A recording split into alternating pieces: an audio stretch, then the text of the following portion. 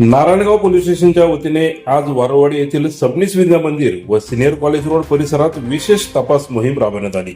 या कारवाई दरम्यान विना नंबर प्लेट असलेल्या दुचाकी, विना हेल्मेट वाहन चालक, अल्पवयीन वाहन चालक, बुलेट दुचाकीवरील कर्कश सायलेन्सर तसेच टवाळखोर मुले व रोड रोमिओ यांच्यावर कठोर कारवाई करण्यात आली। या परिसरात रोड रोमिओ, अल्पवयीन मुले तसेच विना नंबर प्लेट दुचाकीवर फिरणाऱ्यांची वाढलेली वर्दळ लक्षात घेता ही कारवाई करण्यात आली। तपासणी दरम्यान वाहतूक नियमांचे उल्लंघन करणाऱ्या वाहन चालकांवर कारवाई करत एकूण 25 केसेस दाखल करण्यात आल्या असून 22,500 रुपये इतका दंड वसूल करण्यात आला आहे।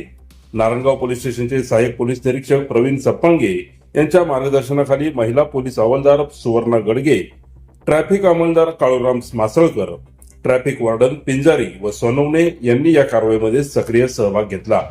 या कारवाईमुळे परिसरातील महिला, विद्यार्थिनी व नागरिकांमध्ये सुरक्षिततेची भावना निर्माण झाली असून अशा प्रकारच्या कारवाया यापुढेही नियमितपणे सुरू राहतील असे नारायणगाव पोलीस प्रशासनाने स्पष्ट केले आहे।